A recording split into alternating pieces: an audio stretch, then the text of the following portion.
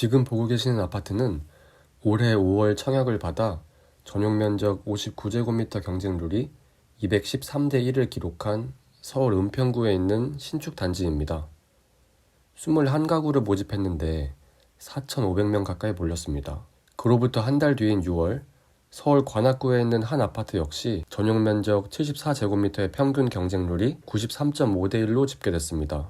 두 가구가 나왔는데 187명이 신청했다는 뜻입니다. 지난 영상에서는 거거익선, 즉 평수는 넓을수록 좋다는 이야기를 하며 6억대로 떨어진 40평대 아파트를 알아보았으나 이번엔 조금 다른 관점으로 소형 평수 아파트에 관해 이야기하고자 합니다. 수요자들이 위 사례들에서처럼 소형 평형을 찾는 이유 중 하나는 1인 가구의 증가라고 볼 수 있습니다.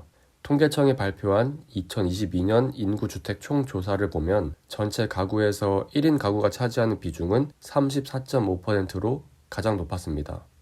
여기에 금리 불안이 장기화되면서 수요자들이 주택담보대출 이자 부담이 상대적으로 적은 소형 아파트를 선택하는 분위기가 유지되었습니다. 이번 영상에서는 청약 예정인 서울의 한 아파트를 소개하고 소형 평수 매물을 매수하기 위해 어느 정도의 현금이 필요한지 알아보겠습니다. 도봉 금호 어울림 리버파크. 서울특별시 도봉구 도봉동 95번지에 위치한 이 아파트는 299세대가 들어올 예정이고 그중 130세대가 분양세대입니다. 단지 바로 앞에 중랑천이 있으며 도보 10분 거리에 1호선 도봉역과 방학역이 있습니다. 이 아파트 호재 중 하나는 GTX-C 노선입니다. 아파트로부터 대중교통 20분 거리에 있는 창동역이 노선 중 하나에 해당하는데 올 연말 착공을 시작으로 2028년 개통이 현실화된다면 삼성역, 양재역 등 서울 중심지로 가는 시간이 기존 1시간 16분에서 그 절반으로 단축된 30분대로 줄어들 것입니다.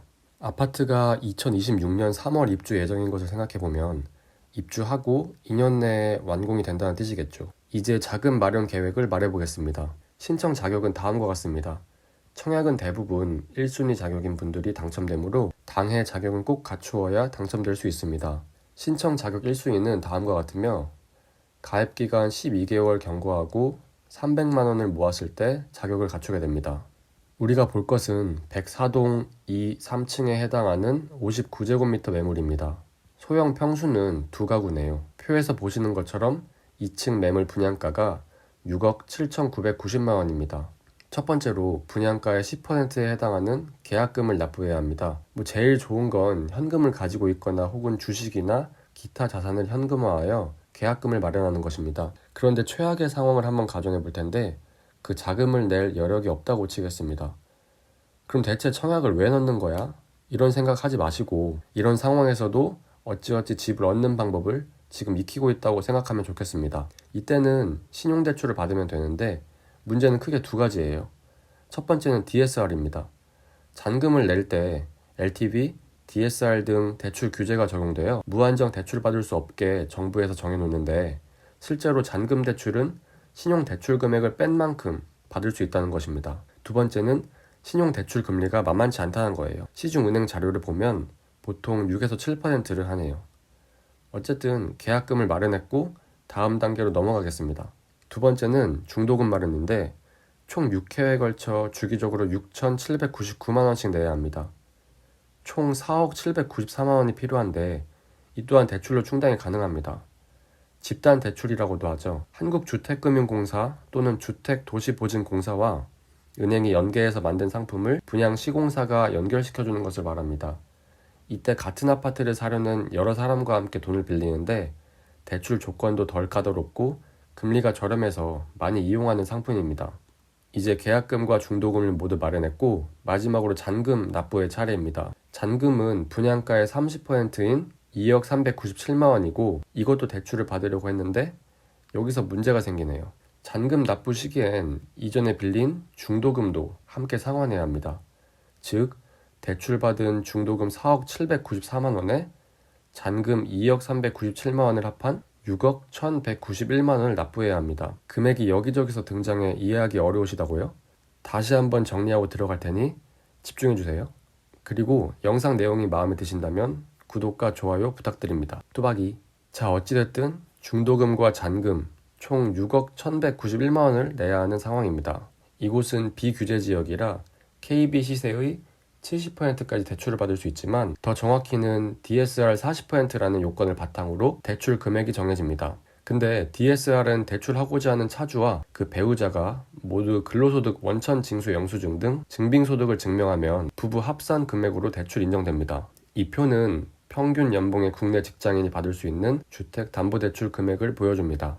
전세 보증금 대출, 학자금 대출, 기타 대출이 없고 오직 계약금 납부 시기 때 빌린 신용대출만 있다고 했을 때 맞벌이 부부 연봉 합산하여 8천만 원, 신용대출 6,799만 원은 금리 6%로 5년 후 만기 일시 상환을 가정하고 이를 토대로 DSR 40%에 맞게끔 계산기를 다루어 보면 금리 4.5%, 30년 만기의 주택담보대출 금액은 2억 5,600만 원이라는 것을 알 수 있습니다. 즉, 실제로 내가 필요한 현금은 중도금과 잔금의 합인 6억 1,191만 원에서 주택담보대출 2억 5,600만 원을 제외한 3억 5,591만 원이네요. 물론 이 단지는 이자 후불제이므로 추가로 내야 할 이자가 있고 투자금 약 3억 5천에 이후에도 월 이자를 크게 부담해가면서 굳이 이곳을 매수하냐 라고 생각하실 수 있습니다. 하지만 꼭 예시로 든 도봉구 신축 분양 아파트가 아니더라도 직주 근접 등 자신의 상황에 적합하고 또 가격이 오를 지역이라고 생각된다면 레버리지를 고려하는 것도 한 방안이라고 생각합니다.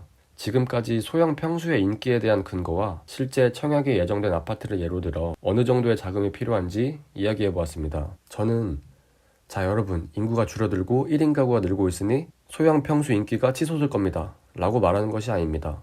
기존에 큰 평수에 사는 사람들이라면 적은 평수로 옮기는 것이 매우 불편할 겁니다.